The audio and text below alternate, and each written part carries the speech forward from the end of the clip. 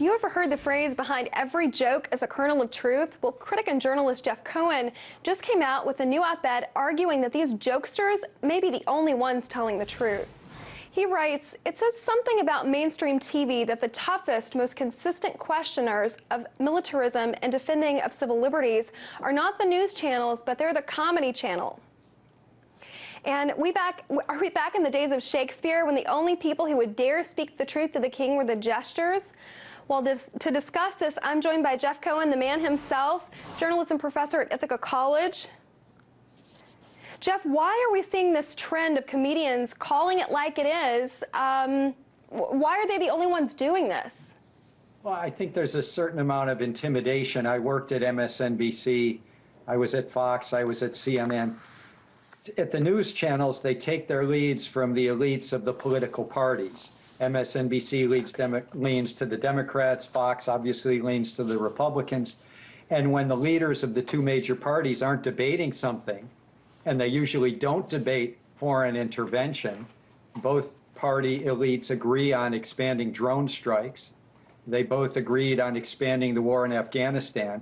The leaders of both parties agreed on the invasion of Iraq.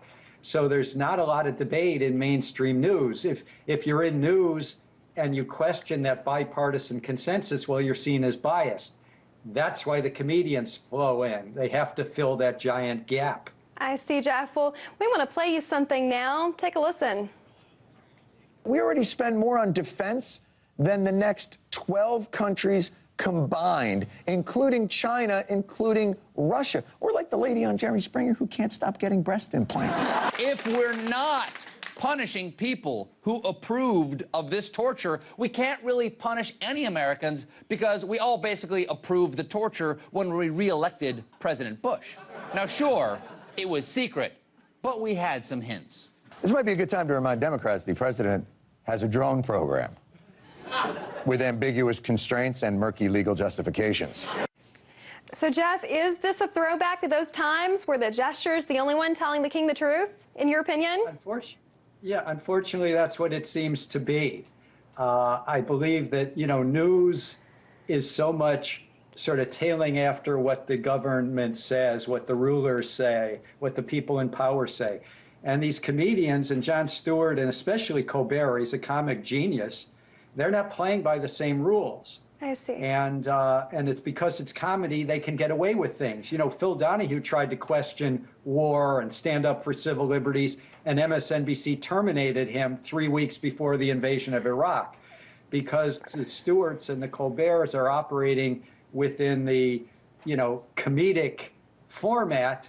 They get away with so much, and if it weren't for Stewart and Colbert, I don't know who would be questioning these things on television. Okay, so Jeff, these issues like militarism, they seem to be dodged by mainstream media. Do you think that they're doing it on purpose? Oh, there's no doubt. There's no doubt that militarism is almost untouchable.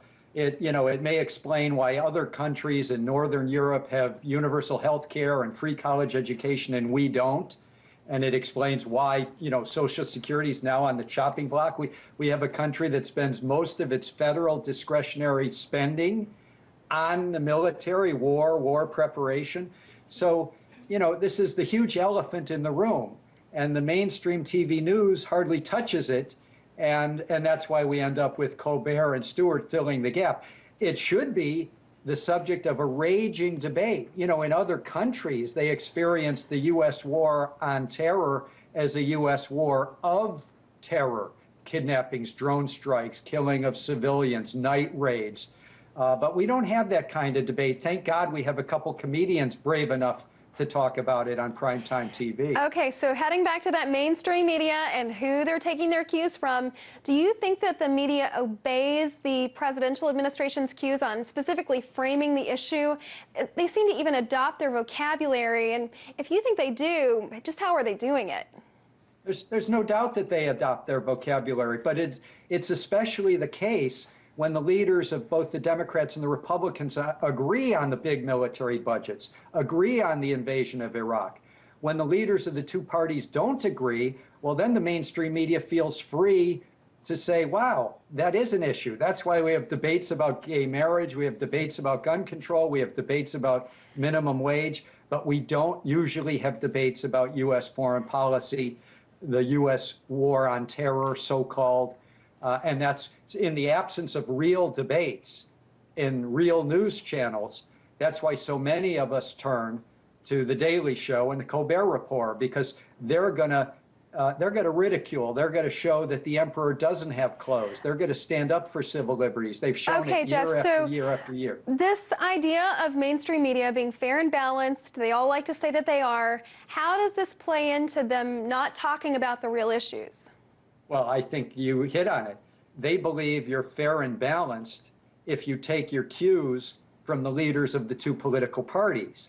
And if the two political parties are in agreement, as they were on the invasion of Iraq, as they are on, trying to provoke belligerence with Iran, well, any reporter in the mainstream who steps outside of that bipartisan consensus and asks questions, well, you're likely to get fired and terminated as fast as you can say Phil Donahue. I worked with Phil Donahue when we were all fired 3 weeks before the invasion of Iraq because we were asking journalistic questions. So that's the problem. When their idea of fair and balanced in a lot of mainstream news is, well, what is Boehner saying? Jeff, I have to leave it there. A lot of great information. That was Jeff Cohen, journalism professor at Ithaca College.